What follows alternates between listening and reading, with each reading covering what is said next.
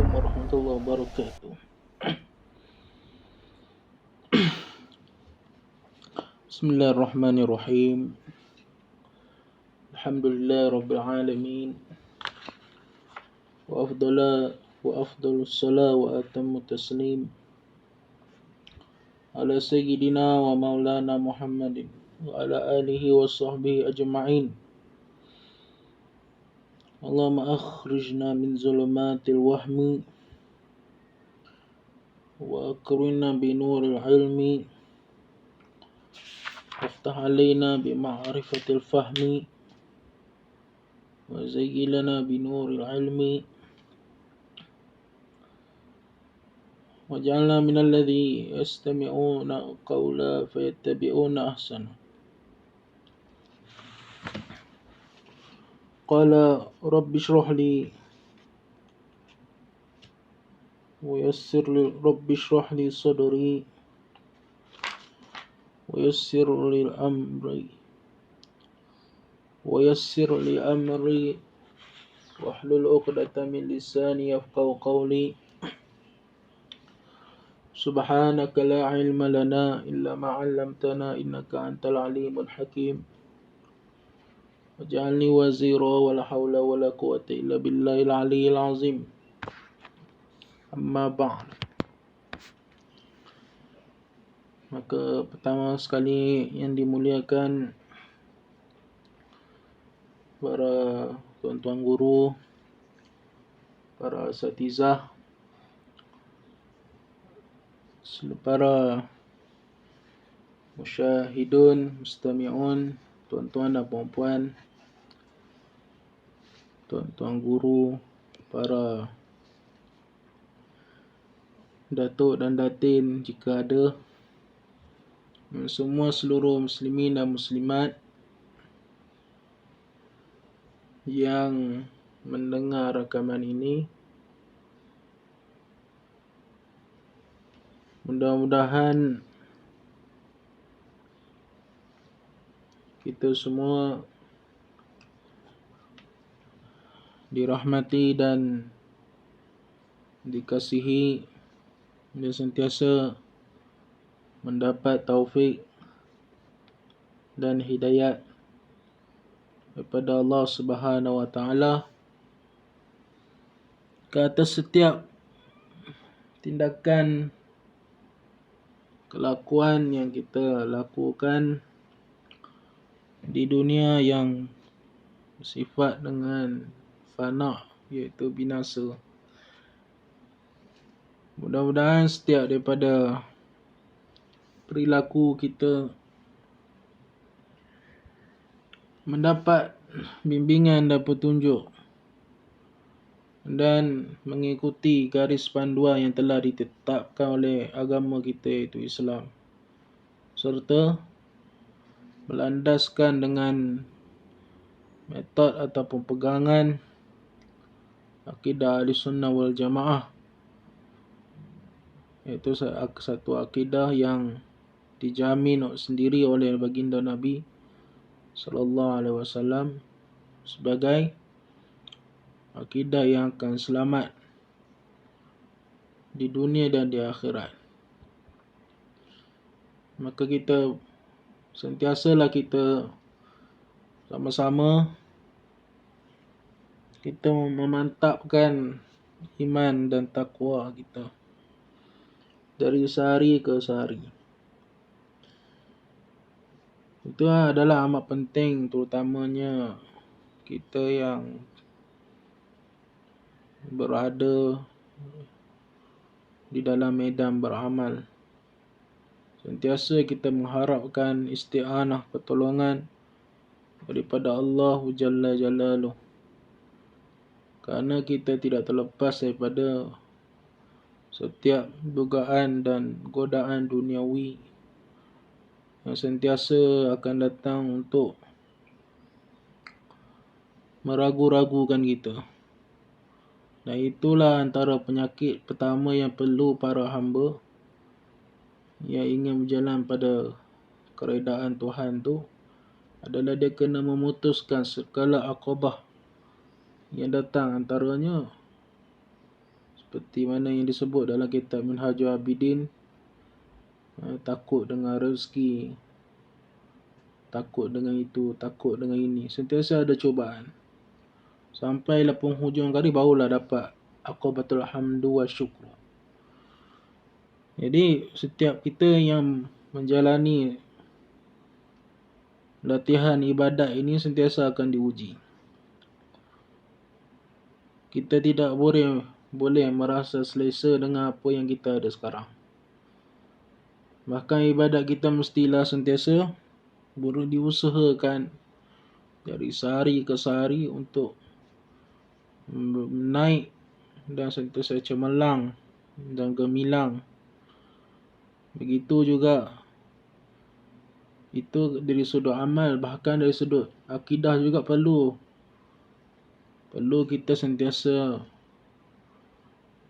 murajaah, muhafazah balik apa yang telah kita belajar, ilmu-ilmu tauhid itu sebagai supaya menjadi pegangan kita. Dan kita tidak mudah terjebak dengan aliran ataupun akidah-akidah yang menyesatkan yang banyak pada hari ini. Antaranya akidah-akidah berbentuk mujassimah, antaranya akidah yang berbentuk jabariyah, antaranya akidah yang berbentuk qadariyah, mu'tazilah, ataupun akidah syiah dan sebagainya. Karena mazhab ahli tasawuf itu sendiri adalah mazhab dia adalah ahli sunnah wal jamaah. Kalau kita tengok dalam kitab Risalah Qusyairiyah karangan Imam Al-Qusyairi, pada awal-awal mukadimah itu kita sudah mendapat satu gambaran yang jelas bahawasanya bagi mereka yang ingin menjalani kehidupan ataupun jalan para ahli sufi, maka sudah tentulah mestilah mereka itu dipandukan dan dikemaskan ilmu tauhid mereka itu sendiri. Antaranya salah satunya adalah mestilah akidah dia itu akidah ahli sunnah wal jamaah. Kalau kita tak nak tengok dalam kitab Risalah Qusyairiyah, kita boleh tengok dalam Ihya Ulumuddin sendiri, bagaimana susunan Imam Al-Ghazali sendiri. Permulaan sebelum membicarakan mengenai bab-bab tasawuf, beliau sendiri telah menakalkan mengenai ilmu tauhid, ilmu sifat 20. Walaupun ada perbezaan sikit dengan cara yang Sanusi buat, ya, tapi makna dia sama. Kebanyakannya hampir serupa. Dan akidah Ghazali juga di dalam itu secara jelas menyatakan Allah Ta'ala itu tidak bertempat, tidak di langit, tidak di atas, tidak berjihad dan sebagainya. Itulah pegangan ahli sunnah wal jamaah. Kalau kita tak nak tengok Ghazali ni tasawuf, tengok akidah Tahawiyah sendiri. Jelas-jelas dalam tu menafikan Tuhan tu bertempat, Tuhan tu berjihad dan sebagainya. Dan ini pegangan majoriti Sawadul Azam. Jadi kunci untuk mendapat kejayaan di dalam bidang kesufian, tarikat, apa-apa sekalipun mesti bermula dengan akidah yang betul dan ada pegangan fiqh yang betul. Macam kita di Malaysia berpegang dengan fiqh mazhab Syafi'i, kita berpegang dengan qaul mu'tamad. Kitab rujukan kita adalah Tuhfah dan Nihayah dan sebagainya. Itu mazhab kita, mazhab Syafi'i. Kemudian bertasawuf mengikut dua aliran, antara aliran Junaid ataupun aliran Al-Ghazali itu sendiri. Jadi bila kemas itu barulah kita boleh masuk kepada amalan kita jadi baik, jadi bagus. Kalau sudut ilmu kita dah tak beberapa baik, maka akan mengakibatkan amalan kita juga tidak bagus, tidak baik. Kerana kunci pada amal tersebut adalah bergantung pada kemantapan ilmu syariat. Sebab itu tidak boleh dipisahkan antara syariat dan tarikat. Tidak boleh. Mesti disekalikan. Maka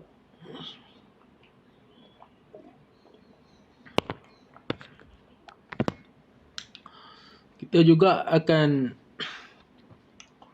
memasuki satu bulan yang ditunggu oleh ramai umat Islam, iaitu bulan yang sangat barakah, bulan rahmat, bulan keampunan Tuhan yang sangat luas, iaitu bulan Ramadan Al-Mubarak. Itu satu bulan yang di mana Allah Ta'ala bagi peluang dibukakan pintu taubat seluas-luasnya. Kemudian pintu neraka ditutup. Dan syaitan juga dalam riwayat mengatakan diikat. Dan khilaflah ulama, ada ulama mengatakan itu majas. Tapi kalau kita ikut dalam Mukhtasar Abi Jamrah, syarah dia tu mengatakan diikat tu cara hakiki. Memang diikat betul. Diikat syaitan. Cuma pada bulan ini kita mungkin menyambut dengan cara yang lain. Kalau pada tahun-tahun yang lepas kita menyambut dengan keadaan kita berkumpul sama keluarga, ada yang balik kampung, kalau dulu ada yang buat kenduri sebelum masuk Ramadan dan sebagainya. Tapi tahun ni Allah Ta'ala ubah betul. Allah Ta'ala ubah keadaan manusia tu jadi keadaan kita semua tidak boleh lagi, tidak ada lagi bazar Ramadan. Tidak boleh lagi kita balik ke kampung. Kita semua terkurung. Seperti yang saya cakap, ini sebenarnya betul-betul Tuhan nak tarbiyah kita. Sebab mungkin Ramadan-Ramadan yang lalu kita walaupun kita puasa tapi kita ada sedikit kita ghaflah, kita pergi bazar Ramadan, kita dah kurang dah pahala kita di situ. Kita tengok aurat, pergaulan kita tak jaga. Kita pergi pasar kita membazir. Makanan tak habis. Mungkin disebab-sebab tu Allah Ta'ala uji kita dalam keadaan yang sekarang. Akhirnya semua umat Islam tarawih dengan anak isteri masing-masing. Sudah tidak ada lagi tarawih di masjid. Sudah tentu kita semua merinduinya. Kalau dekat pondok saya tu tarawih dengan tuan guru. Ada yang dikatakan semayang tadarus dengan tuan guru saya dulu kan. Semayang pukul 10.30, habis kat pukul 1. Sehari sejuzuk baca. Sudah tentu kita semua rindu suasana tersebut. Kita rindu suara anak-anak muda datang ke masjid. Membuat bising walaupun dia tak semayang pun. Tapi kita memang kita akan rindu. Kita rasa sunyi, rasa sepi. Tapi itu mungkin salah satu tarbiyah Allah Ta'ala bagi kita, agar kita betul-betul kita menumpukan pada Ramadan kali ini kita jaga semua sekali. Jaga pandangan kita jaga pendengaran kita. Sebab kita dah terkurung dalam rumah. Dan dikatakan dalam terdapat riwayat hadis yang mengatakan bahawasanya malam ini merupakan malam nazrah. Iaitu Allah Ta'ala akan memandang hamba-hambanya. Apabila hamba itu Allah Ta'ala pandang dengan kasih sayang, maka dia tidak akan diazab selama-lamanya. Jadi pada malam ini sama-samalah kita bersemangat untuk kita beribadat dan kita memohon keampunan Tuhan. Keampunan Tuhan ni luas. Rahmat dia melebihi kemarahan dia. Rahmat Allah tu melebihi kemarahan dia. Kerana Allah Ta'ala sendiri menyuruh hamba dia tu meminta ampun dan tidak putus asa pada rahmat Tuhan. La taqnutu min rahmatillah. Qul ya ibadiyalladzina asrafu ala anfusihim. Katakanlah wahai Muhammad kepada hamba-hambaku, Qul ya ibadiyalladzina asrafu ala anfusihim, yang mereka itu melampaui batas. Mungkin mereka itu pernah melakukan dosa besar. Mungkin mereka itu pernah melakukan perkara-perkara yang mungkinlah dosa itu terlalu besar sangat. Tapi Allah Ta'ala mengatakan la taqnatu min rahmatillah. Kamu jangan putus asa dengan rahmat Tuhan. Sentiasalah kita minta ampun. Walau apa sekalipun dosa kita dulu. Dosa kita itu ialah siapa yang tak buat dosa, termasuk saya yang bercakap ni pun. Kadang kita tak tahu. Hari-hari yang berlalu tu ada je dosa kita. Kita tak puasan. Kadang terompat orang dan sebagainya. Cakap hal orang. Kita dosa-dosa mata, tengok TV dan sebagainya. Kita minta Allah Ta'ala hapuskan dosa tu. Boleh. Dia kalau maghfirah, dia ada beza maghfirah dengan afu tu. Tapi saya tak ingat lah. Cuma dosa-dosa kita ni boleh diampunkan dengan cara dua keadaan. Itu dalam kitab Sirajul Talibin dengan dalam kitab Fathul Mubin bagi Ibnu Hajar ada. Salah satunya adalah dengan cara Allah Ta'ala dia kekalkan dosa kita dalam suratan amalan tersebut, tetapi pada hari akhirat tidak dibicarakan. Mungkin apabila kita dapat suratan amalan tu ditulis dosa kita pada sekian-sekian hari, kita pernah berzina, contoh. Tetapi apabila Allah Ta'ala nak ampun dosa hamba dia ni, maka tidak dihisapkan pada hari kiamat, walaupun suratan amalan tu ada. Itu satu tafsiran. Ada lagi satu tafsiran mengatakan bahawasanya dosa tersebut diampun dengan makna dipadam daripada buku suratan amalan, catatan amalan, dan tidak nampak.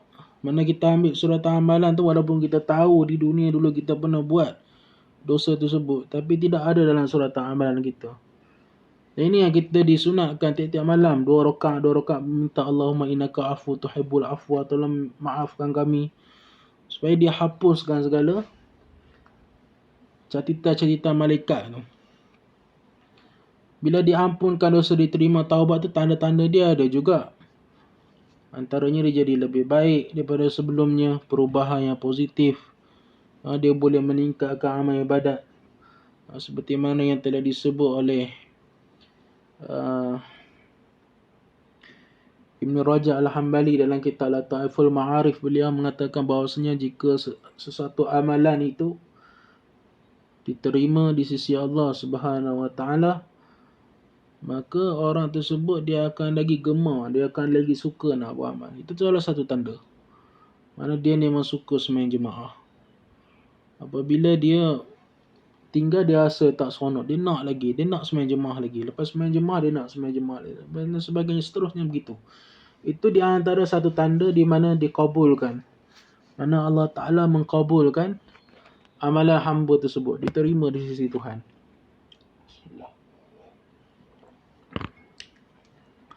Kemudian pula apabila kita masuk bulan Ramadan ini, tuan jangan kita lupa berdoa. Apabila kita nampak anak mula Ramadan, masuk je maghrib tu, kita baca doa Allahumma ahillahu alaina bil yumni wal iman wassalamah wal islam rabbi wa rabbukallah. Hadis ini telah diriwayat dalam Sunan Tirmizi.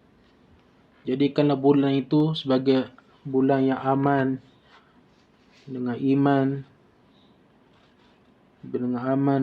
dengan selamat, sejahtera, dan dengan Islam. Maknanya Allah Ta'ala jadikan bulan ini bulan yang sejahtera, bulan yang aman, bulan yang selamat. Mudah-mudahan bulan Ramadan ini mengangkatkan bala-bala COVID tersebut. Diangkat terus, supaya tidak ada lagi penyakit-penyakit yang berjangkit di muka bumi ini. Kerana bulan Ramadan ni bulan rahmat, bulan kasih sayang Tuhan. Tuhan kasih ke hamba dia, insya-Allah dia angkatkan bala. Kerana diturunkan ujian ini kerana kurangnya orang yang beristighfar. Tapi bulan-bulan Ramadan datang, kita akan banyak istighfar. Kita bangun pada waktu sahur. Dan apabila kita bangun pada waktu sahur itu, sama-samalah, termasuklah saya pun. Kita sahur tu kita tidur, tak payah tidur. Pada sahur tu kita cuba sembahyang 2 rakaat, kita istighfar. Sebab Allah Ta'ala sebut wal mustaghfirina bil ashar dalam surah Ali Imran, iaitu orang yang beristighfar pada waktu sahur. Sahur tu mana waktu sebelum subuh. Ini antara tanda-tanda mereka yang beriman, yang bertakwa. Dan apabila istighfar ni banyak, diangkatkan bala. Wa ma kunna mu'azzibina wa hum yastaghfiruna, kami tidak mengazab mereka itu padahal keadaan mereka itu beristighfar pada Tuhan, mohon ampun dosa-dosa kita. Bacalah doa tersebut, kita boleh jumpa dalam Sunan Tirmizi, ataupun tuan buka dalam kitab Buyatul Tulab, dalam kitab Saum pun ada tercatat doa-doa tersebut. Kemudian Allah Ta'ala sebut lagi dalam Sunan Tirmizi dan dalam Ibnu Majah daripada Abi Hurairah radhiyallahu anhu, qala Rasulullah Salah satu la turaddu da'watuhum. 3 golongan yang tidak ditolak akan doa mereka itu. Salah satunya as-shaimu hatta yuftir, iaitu orang yang berpuasa sehingga dia buka. Wal imamul adilu, dan imam seorang pemimpin yang adil. Wa da'watul mazlum, dan doa-doa orang yang dizalimi. Dan hadis ini bertaraf hasan. 3 golongan ini Allah Ta'ala tak akan tolak doa mereka. Jadi banyak-banyaklah kita berdoa supaya Allah Ta'ala angkatkan bala ujian COVID ini, supaya kita boleh hidup kembali macam biasa. Kita boleh pergi ke masjid bagi siapa yang selalu ke masjid. Kita boleh mengajar. Saya ni pun lama dah tak mengajar, kan. Bila saya tak mengajar ni, rasa makan pun tak apa nak masuk lah. Kerana mengajar ni memang dah jadi, orang kata, dah melekat. Kita seronok, kita suka mengajar. Dan masa sama kita mengajar tu juga, saya belajar. Kita buka kitab lain, kita rujuk tok guru dan sebagainya. Dan itulah doa-doa. Janganlah kita tinggal buat amal di bulan puasa ni. Kalau dapat sembahyang tarawih 1 malam 1 juzuk tu lagi baik. Qiyam lama sikit. Jangan manja sangat diri kita ni. Tapi kalau tak boleh, tak apalah, kan. Itu sekadar mukadimah yang panjang kerana kita dah nak masuk puasa, kan. Jadi kita sambunglah pengajian kitab kita yang seperti mana yang telah kita bahaskan pada siri 1, 2 dan 3, iaitu pada khutbatul kitabi. Bismillahirrahmanirrahim. Khutbatul kitabi. Dan kemudian dimulakan kitab ini dengan Bismillahirrahmanirrahim. Seperti mana yang kita telah bahas pada minggu lepas. Bukan minggu lepas, 2 hari lepas. Bahasanya Bismillahirrahmanirrahim ni, semua kitab agama, kitab yang berbentuk fiqh ke tauhid, tasawuf dan sebagainya, semuanya dimulakan dengan Bismillahirrahmanirrahim. Dan Bismillahirrahmanirrahim ni sendiri terdapat syarahan-syarahannya dari sudut ilmu masing-masing. Kalau dalam bidang tauhid, apa makna Bismillahirrahmanirrahim? Bidang fiqh, apa makna Bismillahirrahmanirrahim? Bidang tasawuf, apa makna Bismillahirrahmanirrahim? Nahwu, apa Bismillahirrahmanirrahim? Hadis, apa pula makna Bismillahirrahmanirrahim? Semua tu ada tafsiran masing-masing mengikut ilmu masing-masing. Sebab tu setiap ilmu dalam Islam dia ada tradisi dia. Kita memang tak boleh samakan istilah ilmu hadis dengan ilmu fiqh, tu lain. Itu lain, tak sama. Tak sama pula ilmu tasawuf dengan ilmu tauhid, tu lain.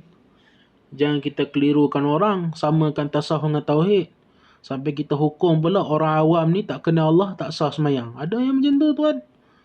Seolah-olah dia seorang yang kena Tuhan. Sedangkan dia tak puasan, dia campur adukkan di antara ma'rifatul ammah dengan ma'rifatul khassah. Ma'rifat ni ada 2. Satu ma'rifatul ammah, seperti mana ma'rifat orang-orang awam, belajar sifat 20, wujud, kidam, baqa. Ma'rifat dah tu, tapi ma'rifat yang umum. Lagi satu ma'rifat yang khusus, itu barulah masuk peringkat mukasyafat dan sebagainya. Itu tidak fardu ain. Ya, kita samakan. Itu masalah kita kalau kita tak ada guru. Dan kita pula pergi berceramah, kita menyesatkan orang. Itu menyesatkan orang.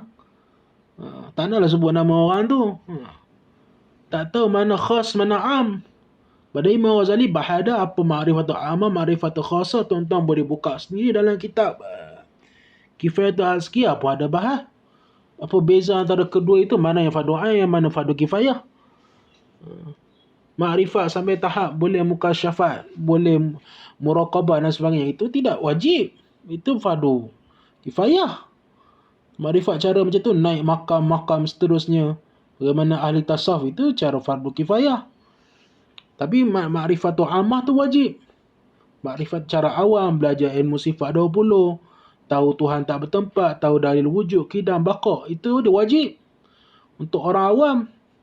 Yang makrifat tu wajib, makrifat yang dia cakap kena kenal Tuhan sebenar-benar kenal sampai nampak gula tu, nampak Allah dan sebagainya. Itu makrifat tu khasah.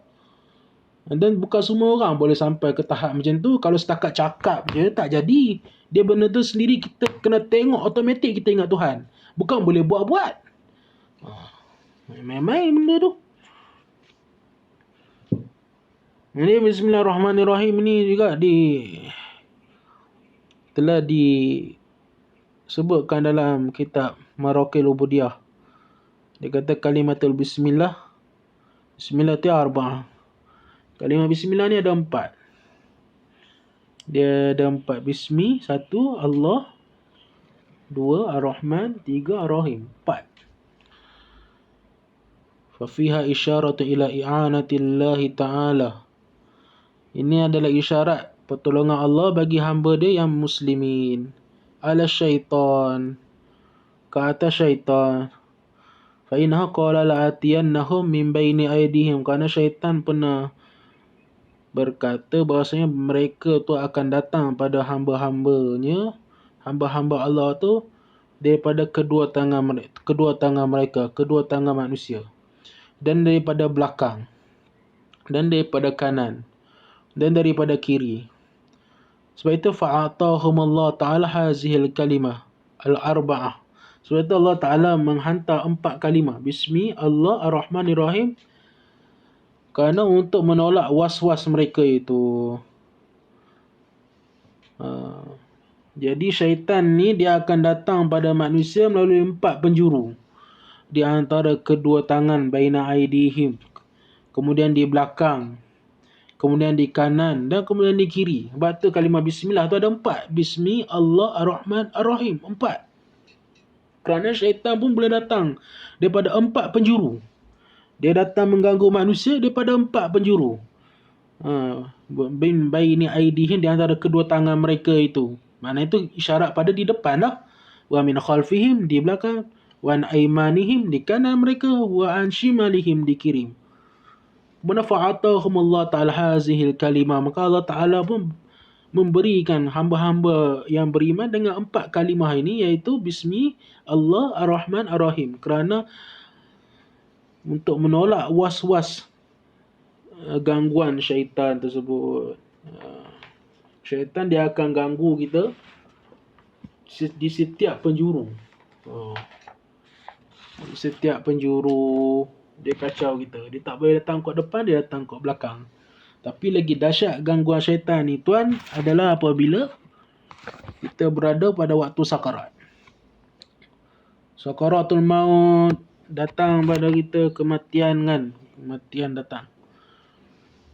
Maka pada waktu ketika itu datanglah syaitan menjelma. Ni hadis sahih. Menjadi mak ayah kita. Datang ke depan mata kita. Datang. Kemudian mak ayah kita pun berupa elok, pakai jubah putih contoh kan. Tiba-tiba dia cakap, anakku, inilah mak kamu, inilah ayah kamu.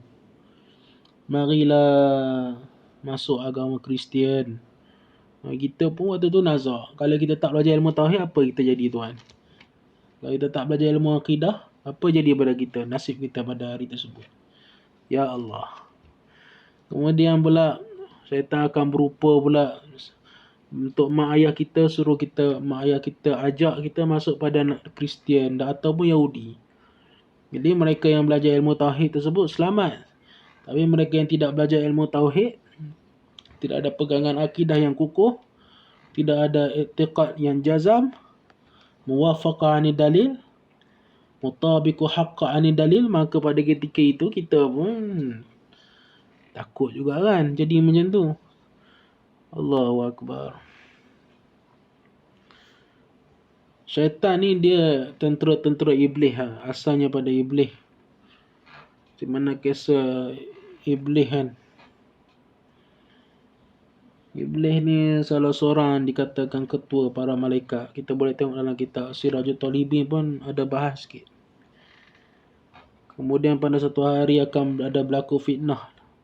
Malaikat nampak di lauh mahfuz akan berlaku fitnah. di dalam syurga di kalangan malaikat tu. Kemudian para malaikat mintalah Israel mendoakan mereka. Maka Israel pun berdoa. Nama iblis dulu adalah Azrail. Azrail pula Azazil.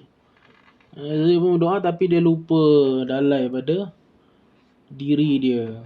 Dia tak berdoa untuk diri dia, maka dialah orang yang mencetuskan fitnah tersebut. Seperti mana yang nampak di Lauh Mahfuz tersebut. Allahu Akbar.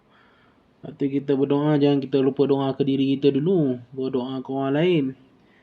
Tidak ada jaminan kita ni akan mati beriman. Tak ada jamin. Siapa yang boleh jamin akhir hidup kita macam mana? Hatta syekh kita pun tak boleh nak jamin. Tak boleh. Walau kalau atas jalan muka syafat tu cerita lain lah. Syekh kita pun tak tahu mati kita elok tak elok. Tak tahu. Itu semua rahsia Tuhan. Sebab itu antara maksud iblis tu adalah wa huwa ghafilun an aqibati amri, iaitu orang yang lalai daripada akibat pekerjaan ataupun akibat perbuatan pekerjaan dia. Tu nama iblis. Dia lalai daripada diri dia sendiri. Sebab itu dikatakan di dalam kitab Sirajul Talibin tu mengatakan bahawasanya pada langit pertama, pada langit dunia, mengatakan iblis ni ditulis nama iblis tu dulu pada langit dunia adalah seorang abid. Pada langit kedua adalah seorang zahid. Pada langit ketiga adalah seorang arif. Pada langit keempat adalah seorang wali. Pada langit kelima adalah seorang yang bertakwa. Pada langit keenam adalah seorang yang penyimpan khazanah. Pada langit ketujuh dinamakan Azrail. Tapi ditulis di Lauh Mahfuz, nama dia adalah Iblis. Allahu Akbar. Tuan, takut tuan. Sebab tu kita beramal ni kena ada khauf dan roja. Jangan roja je tinggi, khauf tak ada. Jangan khauf takut je sampai tak ada roja. Dia kena ada seimbang antara khauf dan roja. Kita yang berada pada medan beramal, jangan kita puasan kita bagus sangat. Ini penyakit orang tarikat. Minta maaf lah kalau orang tarikat dengar. Penyakit orang-orang tarikat banyak yang macam ni lah. Penyakit ananiah. Dia beramal, dia pandang orang lekeh. Ini bahaya, jangan kita pandang lekeh ke orang. Kita beramal, kita bagus, berzikir banyak. Jangan kita lekeh ke orang. Jangan ada pandangan kita nak melekeh ke orang. Satu hari kita tak tahu nasib kita tu esok macam mana. Mati bagus ke, mati tak bagus. Hatta ulama' pun tak boleh jamin. Kalau dia ulama' pun, dia bukan boleh tahu akhir hidup dia. Hatta saya sendiri pun yang menyampaikan ini tak tahu apa akhir hidup saya, baik ke buruk. Itu semua rahsia Tuhan. Innamal a'malu bil khawatim. Sesungguhnya amal itu pada akhir dia. Khawatim dia macam mana, penghabisan dia tu kita nak tahu macam mana. Takut tuan. Tidak jadi macam iblis ni lah. Main-main. Sebab dia lalai pada diri dia sendiri. Allahu Akbar.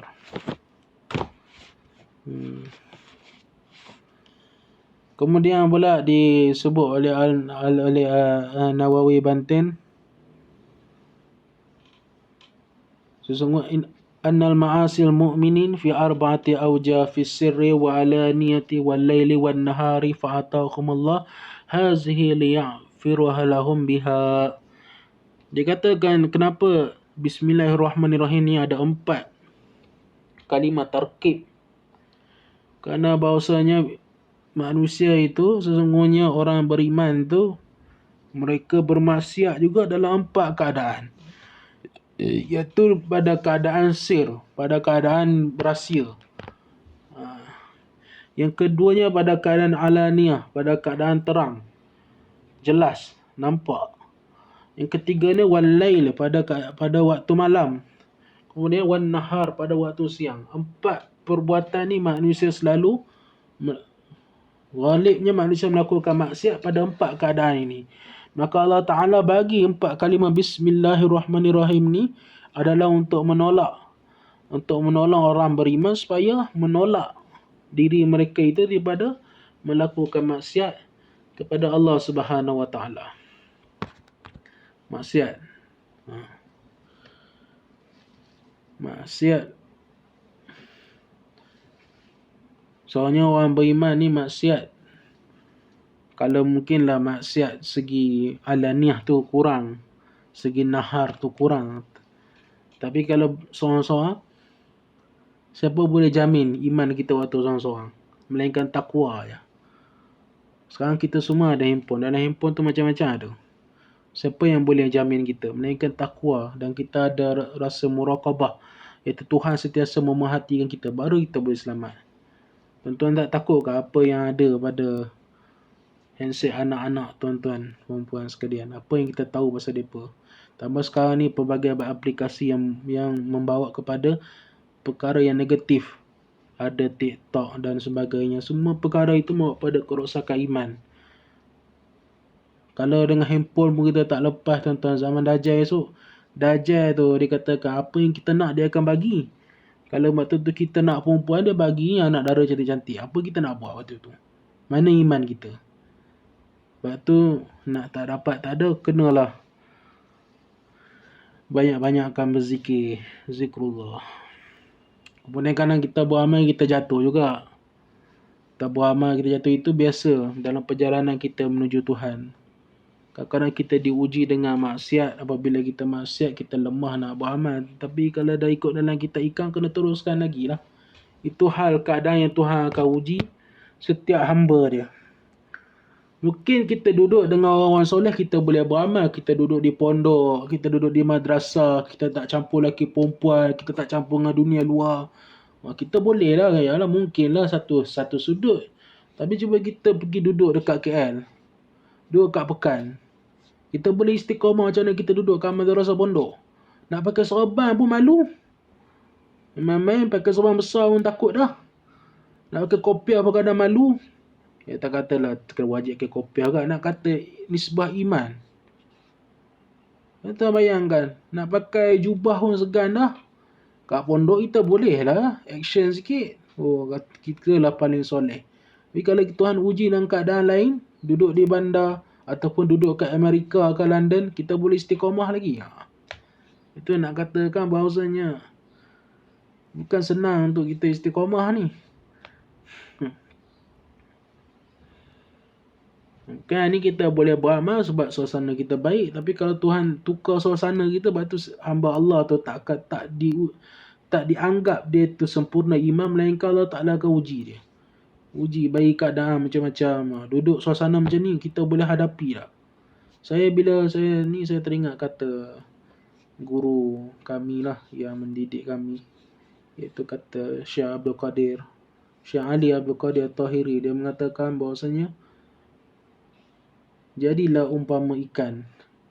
Walaupun dia duduk di laut yang masin, dia tetap tak masin pun ikan. Ni ikan masin ha. Ikan biasa tak masin pun bila angkat ke darat macam tu juga ikan. Jadi umpama ikan sentiasa sama je. Di setiap keadaan. Di setiap tempat sama. Biar kita yang menguasai suasana. Bukan suasana yang menguasai kita. Tapi nak sampai pada iman macam tu, ialah perlukan latihan, tadribat, mujahadah dan sebagainya. Barulah kita dilayak, barulah dikatakan hamba yang beriman. Tidak terpengaruh dengan duniawi, tidak terpengaruh dengan duit. Ini kawan yang ada duit, kita kelebihkan dia, kita agungkan dia. Orang yang tak ada duit ni kita tak ni. Itu pun dah menunjukkan kita ni iman kita masalah. Orang yang tak ada apa-apa, kita layan nak tak nak je. Bila orang yang ada sikit, hebat sikit, kita layan dia macam raja. Ini masalah tuan, masalah iman. Yang main-main. Jadilah macam Nabi. Nabi semua sahabat, Nabi layan sama. Walaupun sahabat tu buta, walaupun sahabat tu susah, walaupun sahabat tu latar belakang macam mana, tetap Nabi muliakan dan Nabi raikan.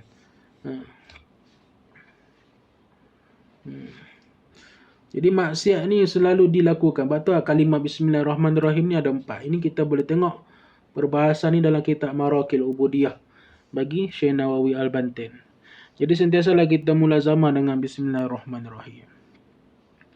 Bila kita jatuh pada maksiat juga, istighfar balik kan. Baca balik selawat. Jatuh lagi sekali, istighfar lagi, taubat lagi. Jatuh lagi, taubat lagi. Sampai jangan bosan bertaubat. Sebab Allah Ta'ala suka hamba dia yang sentiasa dia terjebak pada dosa, dia kembali semayang, nangis.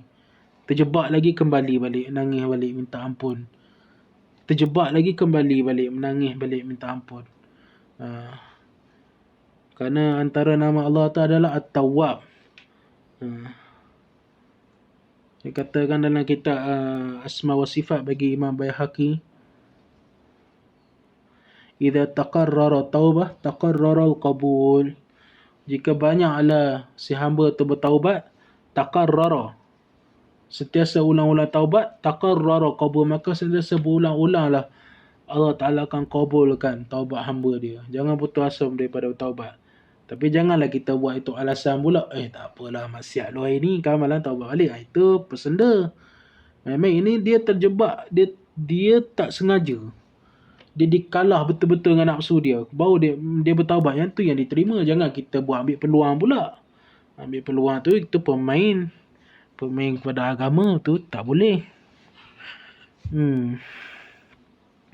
Kemudian qala Syekhul Imamul Alim Al-Allamah, Syekh. Kemudian Syekh ni dia kata dalam kitab Futuhat Ilahiyah, seorang yang boleh kita sahihkan untuk kita mengikut akan dia, wa huwa an yakuna jami'an bainal haqiqati wasyari'ati wa bainal jazbi wassuluki. Mestilah seorang syekh itu yang dikatakan syekh dalam bidang kesufian adalah mereka yang boleh menghimpunkan antara ilmu hakikat dan ilmu syariat. Hakikat pun dia tahu, ilmu syariat pun tak tahu. Dan di antara jazbah dan suluk, dia tahu belaka. Dia tahu. Dia mesti tahu. Itu dari segi tasawuf. Barulah kita boleh mengikut. Dan dia mahir bi'alalin nufus. Dia ni mahir dari segi selok-belok hawa nafsu. Kecacatan hawa nafsu dia tahu. Dia tahu nak membaikikan dia. Sebab tu dalam tasawuf ni, syekh ni ada 3. Dalam kitab Futuhat Ilahiyah ni ada yang mengatakan, ada dinamakan Syekh Ta'lim. Syekh Ta'lim ni kita macam kita belajar dengan dia tu, kita balik. Kita belajar kitab lah. Lebih kurang macam tu. Dan dia pun sendiri kadang bernafsu lagi. Dia pun tak habis mujahadah lagi. Syekh Ta'lim nak cakap apa? Walaupun dia tu alim besar, tapi kita tengok mujahadah pun tak ada pun. Kadang semayang pun lambat kan. Kita nak cakap apa? Ta'lim. Syekh Ta'lim. Lagi satu dia panggil Syekh Tarbiyah. Syekh Tarbiyah ni adalah seorang syekh yang dia ni boleh mentarbiyah seseorang menjadi baik. Orang duduk dengan dia jadi baik. Orang duduk dengan dia berjaga semayang. Orang duduk dengan dia boleh berubah. Itu Syekh Tarbiyah. Kemudian ada lagi satu dipanggil Syekh Tarqiyah. Dikatakan dalam ni, dia kata yakfi anhul liqa wa tabarruk. Cukup Syekh Tarqiyah ni kita pergi jumpa dan ambil tabarruk ya. Tak duduk dengan dia pun tak apa. Kita jumpa, kita dengar satu kawasan adanya wali Allah besar. Itu dipanggil Syekh Tarqiyah tu. Pergi jumpa, pergi ambil tabarukan je. Salam dia, beri ijazah tu, baliklah. Itu dari segi ilmu tasawuf. Ada 3 syekh. Jadi yang kita nak, jadi Imam Ghazali ni seperti mana yang disebutkan dulu dan siri-siri yang lepas, dikatakan dia ni adalah Syekhul Rabbani. Syekhul Rabbani ni adalah orang yang mendapat ma'rifatullah, orang yang sampai pada kemuncak mujahadah dia sampai pada ma'rifatullah dan dia boleh memimpin orang. Imam Ghazali dia syekh. Itu segi tasawuf lah. Dan seorang syekh dari segi tasawuf mesti dia tahu ilmu syariah dan ilmu hakikat. Kalau dia tahu bicara hakikat je, kemudian buat rukun wudu, buat ilmu tauhid semua dia tak tahu, tu bukan dikatakan lagi Syekh Tarbiyah. Janganlah ikut. Ini yang banyak sekarang ni. Dia tahu tentang tasawuf ya. Tu dia kadang semayang baca Fatihah dia pun tak betul. Bahaya tuan-tuan, sebab asas seorang syekh tu mesti dia syariat. Sekurang-kurangnya fardu ain dia boleh memimpin. Dia tahu. Tak perlu tahu dalam-dalam. Tak syarat nak jadi syekh ni mesti alim 4 mazhab. Siapa yang cakap macam tu? Syekh dalam tasawuf ni cukup dia sekadar mahir dalam bidang fardu ain. Dia boleh mengajar orang, dan dia boleh memimpin orang sekadar fardu ain, boleh dah. Kemudian dari segi tasawuf dia sudah ditashihkan, dah ada guru dia mensahihkan dia, yang dia ni boleh tarbiyah orang. Boleh lah. Kemudian yang menarik yang dalam kitab Fawaid Madaniyah, Fawaid Maqiyah. Kitab Fawaid Maqiyah ini adalah satu kitab yang membicarakan mengenai peringkat ataupun kitab-kitab ataupun istilah-istilah dalam mazhab Syafi'i. Sebab dalam mazhab Syafi'i ni banyak istilah-istilah dia tuan. Sebab itu bukan boleh kita mahir fiqh ni dengan kita tak boleh samakan ilmu fiqh dengan hadis, kerana ilmu fiqh ni sendiri dia ada tradisi dia. Dia ada, orang kata, cara kita nak mengambil ilmu tu, cara kita nak interaksi, kerana dia ada mustalahat dia sendiri. Dia ada istilah-istilah dia sendiri. Dia ada, orang kata, penggunaan satu-satu istilah tu khusus untuk dalam bidang fiqh. Tak sama dengan hadis. Dalam bidang fiqh adanya mujtahid mustaqil, mujtahid fatwa, mujtahid mazhab, mujtahid asbabul wujuh, adanya qaul azhar, ada yang qaulus syarih dan sebagainya. Itu istilah dalam fiqh. Sebab itu saya pelik. Memang tak boleh kita nak samakan ilmu fiqh dengan hadis. Ilmu hadis dia ada istilah dia sendiri. Tapi bila main hukum akal fiqh, wajib kita mengikut apa yang terdapat dalam kitab fiqh. Sebab fiqh ini dia menghuraikan makna-makna hadis tersebut. Sebab tu di dahulu orang mujtahid ini lagi alim, lagi hebat, lagi menguasai ilmu fiqh berbanding pada ilmu para muhaddis. Sebab fiqh ni bukan satu yang mudah. Malah kitab-kitab besar dia bukan senang. Dalam kitab Fawaid Maqiyah ni sendiri ada satu perbahasan mengenai istilah syekh. Saya dah tanda dah, tapi saya itulah masalahnya, saya tanda tu hilang ada. Kemudian pula dikatakan istilah ulama syariah. Syekh itu kalau diistilahkan pada ulama syariat ataupun kata ulama fiqh lah, mengatakan ma yuhyi sunnah wa yumitul bid'ah, iaitu orang yang menghidupkan sunnah dan mematikan bid'ah. Itu dikatakan syekh daripada istilah ulama syariat.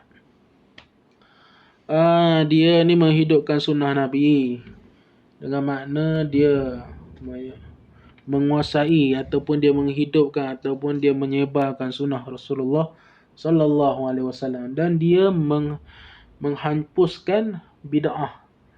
Dan bid'ah di situ mestilah bid'ah yang bersifat mungkarah. Kerana bid'ah ni ada dua, ada bid'ah hasanah, ada bid'ah yang sayyiat. Itu Imam Syafi'i yang sebut. Kemudian pula dibahagikan pula bid'ah tu pada 5 oleh Izzuddin Abdul Salam. Tak naklah sebut bab bid'ah ni banyak-banyak kan. Tapi bergaduh pula dengan puak-puak tu. Habis-habis. Kemudian segi ahlul lughah mentajawuzi anil haddi syabab, iaitu siapa yang telah melampaui umur ataupun had muda, iaitu mereka yang dipanggilkan syekh pada istilah ahli lughah adalah mereka yang melangkaui umur muda mereka. Mungkin dah 40, mungkin dah 50. Ya Allah, tua dah kita ni. Makin hari makin bertambah. Amal kita tak ke mana. Aduh ya Allah.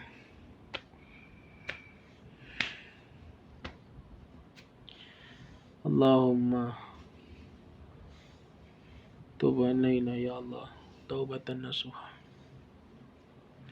Kemudian pula ada yang dikatakan di wa fi lughati sufiyyin man yahyaru wa yumitun nufus. Nafsi boleh ke? Iaitu mereka yang menghidupkan roh dan mematikan nafsu. Ahli tasawuf iaitu mereka yang boleh menghidupkan roh. Kerana dalam setiap diri kita ni adanya roh, dalam tu lah yang membangkitkan semangat kita untuk ibadat, roh.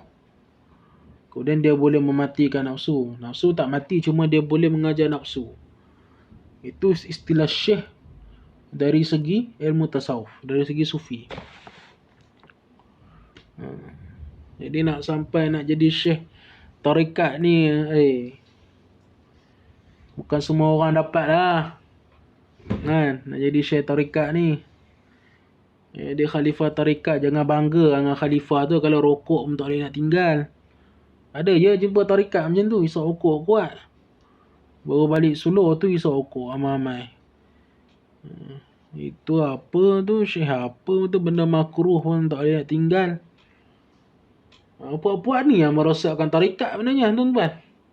Puak-puak jahil dalam tarikat ni masalah.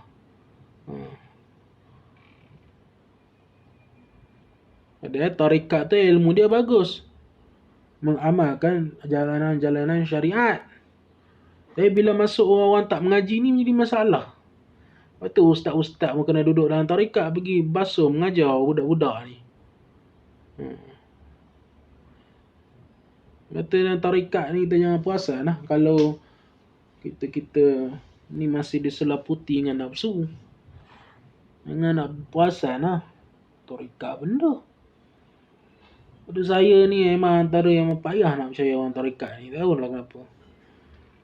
Syekh-syekh tarikat ni melainkan betul-betul nampak dia ni depan mata, ibadat kuat, karamah, barulah saya nak ikut. Tidak main dakwa-dakwa tu, dakwa ni apa semua, rokok tak pernah tinggal lah. Betul pas bersuluk mengumpat orang lagi. Tarikat apa macam tu? Itu kan tarikat terikat. Itu yang banyak sekarang ni. Itu yang merosakkan tarikat tu. Itu yang Wahabi ambil kesempatan. Buruk-burukkan lagi. Tapi Wahabi tu pun jahat juga. Dia ambil hak tarikat yang jahil-jahil. Hak tarikat yang orang alim bawa tu dia tak nak, dia tak nak rujuk pula. Dia ambil perbuatan-perbuatan orang jahil. Biasa. Rosak dah nama tarikat tu. Padahal ramai je. Banyak je tarikat-tarikat orang alim yang pimpin. Tak ada pun unsur-unsur fitnah macam tu. Jadi itulah istilah-istilah syekh dari segi tiga ilmu tersebut. Maka seorang syekh ini sangat perlulah di dalam bidang tasawuf. Tapi Imam Ghazali ni dia boleh dikatakan syekh lah. Sebab Imam Ghazali ni dia menghimpunkan ilmu tasawuf berdasarkan ilmu tasawuf sunni. Adanya ilmu tasawuf berdasarkan Quran dan sunnah serta hikayat sahabat, pandangan sahabat, tabi'in dan sebagainya. Sesuai dengan amalan Islam. Dia tidak terlampau tasawuf yang sampai kita tak faham. Tidak. Kemudian Al-Imam. Al-Imam ini mesti diitlakkan sebagai orang yang dikatakan mahir dalam semua bidang ilmu dalam agama. Itu dia panggil Al-Imam. Dia pandai. Maknanya dia alim sungguh. Barulah dia boleh diitlakkan Al-Imam. Yang dia imam masjid tu lain. Tu imam masjid. Ini Al-Imam dalam bidang ilmu. Kemudian Al-Alimu Al-Allamatu ini salah satu laqab, gelaran yang diberikan pada mereka yang sampai kepada kemuncak ilmu. Mana semua ilmu dia tahu. Tak ada satu ilmu dia tak tahu. Hujjatul Islami. Hujjatul Islam. Istilah hujjah tu juga tu merupakan istilah dalam ilmu hadis sebenarnya tu.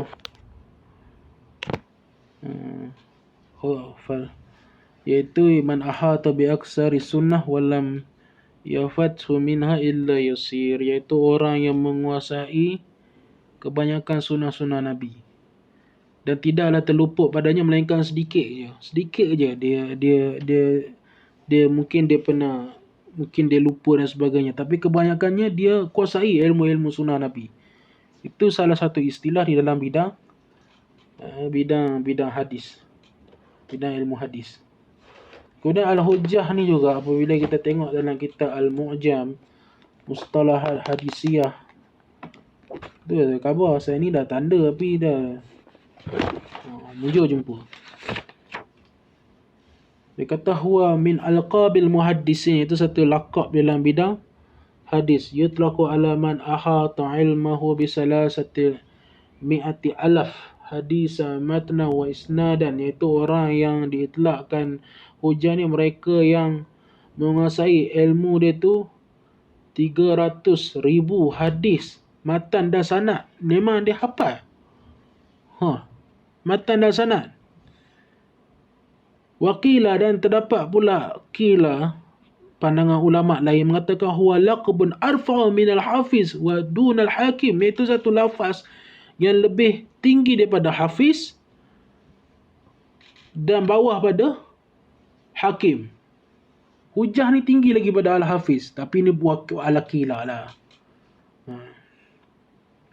Jadi digambarkan Ghazali ni, hujah ni sebagai mereka yang menguasai sunnah Nabi sampai dia menghafal 300,000 hadis matan dan sanad, dan dia menguasai ahwal rawatuhu jarhan wa ta'dilan, dia menguasai ahwal, iaitu keadaan perawi-perawi hadis itu dari segi jarah ataupun ta'dil, wa tarikhan, dan sejarah mereka itu.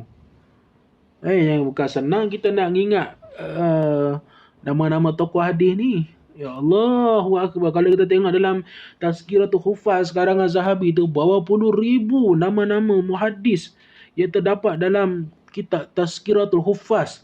Mana mereka yang mendapat gelaran Al-Hujjah ni, mesti mereka tahu setiap perawi tersebut, mesti tahu nama dia, laqab dia, mesti tahu dia ni dari sudut jarah wa ta'dil macam mana kan, sejarah dia, dari sudut pandangan ulama, dia kena kuasai semua tu. Semua tu bukan dalam laptop, dalam kepala dia sendiri. Ilmu tu dalam dada dia. Dia tahu. Kita sekarang ni Maktabah Syamilah. Kan? Saya tak kata salah. Guna je lah. Bagus. Yang mananya Imam Ghazali ni dia menguasai sunnah. Sebab itu dalam kitab Al-Kifayah dan di dalam kitab Tabaqat Asy-Syafi'iyah karangan Subki pernah menakalkan bahawa Imam Bukhari dia ada guru. Imam Ghazali ada guru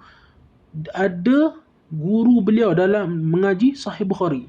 Nanti saya tengok. Nanti kalau saya ingat saya akan lihat balik dalam kitab Tabaqat Asy-Syafi'iyah tu.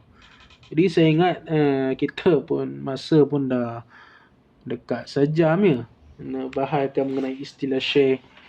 Tak malah saya ni kalau membicarakan kitab memang saya suka satu-satu kita bahas. Habis tak habis tu tak tahulah. Tak kira lah habis tak habis, janji kita sentiasa belajar. Dan saya pun masih belajar lagi. Jadi saya ingat kita tutuplah pada hari ini.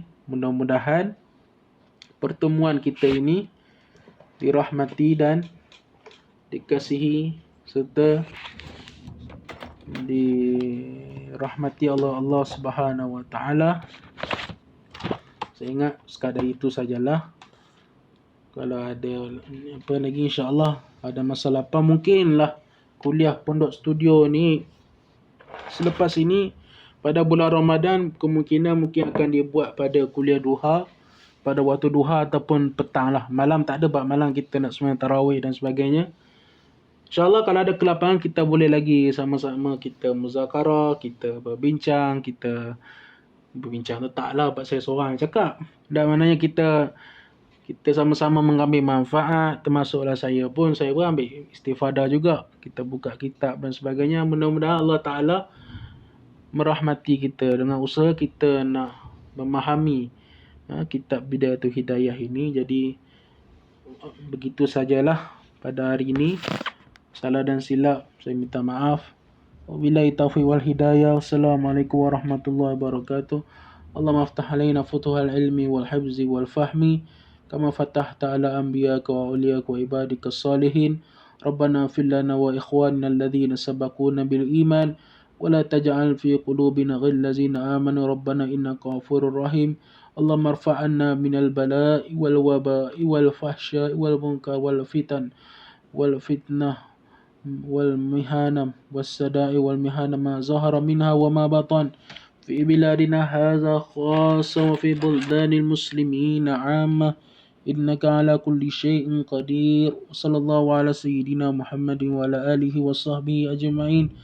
سبحان ربك رب العزة عما يصفون سلام على المرسلين والحمد لله رب العالمين إلى حضرة النبي محمد المصطفى رسول الله صلى الله عليه وسلم وأصحاب الكرام وشيخنا الفاتحة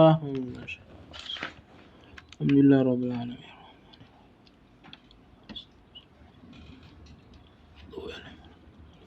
السلام عليكم ورحمة الله وبركاته.